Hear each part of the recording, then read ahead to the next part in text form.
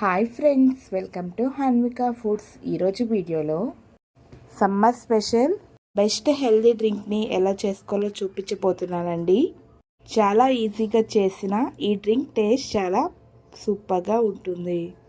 ఈ సమ్మర్లో ఓసారి ఈ డ్రింక్ని ట్రై చేశారు అంటే అస్సలు వదిలిపెట్టరు. ఈ డ్రింక్ మీ సమ్మర్ ఫేవరెట్ డ్రింక్ అయిపోతుంది. అంత సూపర్గా ఉంటుంది. హెల్త్ వైజ్ చూసుకున్నా చాలా మంచిది. మరి లేట్ చేయకుండా సింపుల్గా ఈ డ్రింక్ని ఎలా చేయాలో ఆ ప్రాసెస్ ఏంటో ఇప్పుడు చూసేద్దాం రండి. బౌల్లోకి ఒక 1/2 లీటర్ పాలను తీసుకోండి. ఇలా తీసుకున్న పాలని పొంగు వచ్చేంత వరకు వేడి చేయండి. పొంగు వచ్చేలాగా ఇక్కడ సగ్గుబియ్యాన్ని చూపిస్తున్నానండి.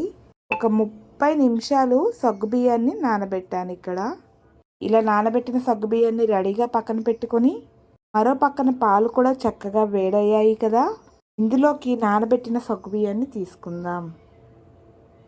ఇలా వీటిని తీసుకున్నాక ఒక 2-3 నిమిషాలు ఉడికించండి. ఆల్రెడీ సగ్గుబియ్యం నానిపోయాయి కాబట్టి ఉడకడానికి అంతగా టైం పట్టదు. మధ్య మధ్యలో కలుపుతూ ఒక 5-6 నిమిషాలు ఉడికించాము అంటే సరిపోతుంది.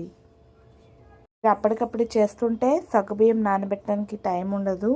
అలాంటప్పుడు సగ్గుబియ్యాన్ని నీళ్ళల్లో ఉడికించి మిగతా ప్రాసెస్ అంతా సేమ్గా ఫాలో అవ్వండి. ఇలా మధ్య మధ్యలో కలుపుకుంటూ ఒక 2-3 నిమిషాలు ఉడకబెట్టండి. అలాగే ఈ డ్రింక్ మంచి రుచిగా రావడానికి మిక్సీ జార్లోకి ఒక 10-15 జీడిపప్పు పలుకుల్ని తీసుకోండి. అలాగే అందులోనే 2-3 టేబుల్ స్పూన్ల పంచదారని, మంచి ఫ్లేవర్ కోసం ఒక 2-3 యాలకులను తీసుకొని మెత్తగా గ్రైండ్ చేయండి. ఇలా చేసుకున్న వీటిని మెత్తని పొడిలా గ్రైండ్ చేసి తీసుకోండి. మరో పక్కన సగ్గుబియ్యం కూడా బాగా ఉడికిపోయాయి. చూడండి, సగ్గుబియ్యం అనేవి ఇలా ట్రాన్స్పరెంట్గా రావాలి. ఇలా సగ్గుబియ్యం వచ్చాక ఇందులోకి మనం ముందుగా గ్రైండ్ చేసి పెట్టుకున్న క్యాజు పొడిని తీసుకొని అంతా కలిసేలా ఒకసారి బాగా కలపండి.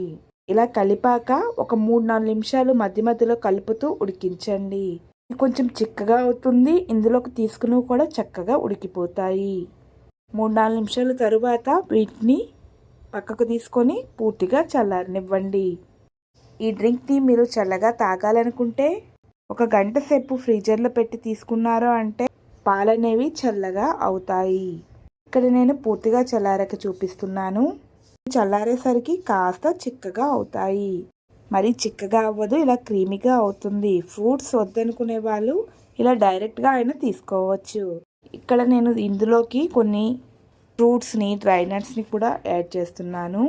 1/2 కప్పు బనానా ముక్కల్ని, 1 కప్పు వరకు ద్రాక్ష పండ్ల ముక్కల్ని, అలాగే 1/2 కప్పు వరకు ఎండు ద్రాక్షలని, అలాగే కట్ చేసిన క్యాషు పలుకులని,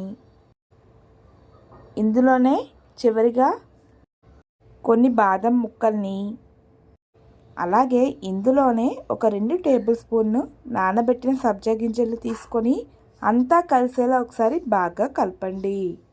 ఈ సమ్మర్లో చల్లగా ఏమైనా తాగాలనిపిస్తుంది. డెఫినెట్గా ఈ డ్రింక్ని ఓసారి ట్రై చేసి చూడండి.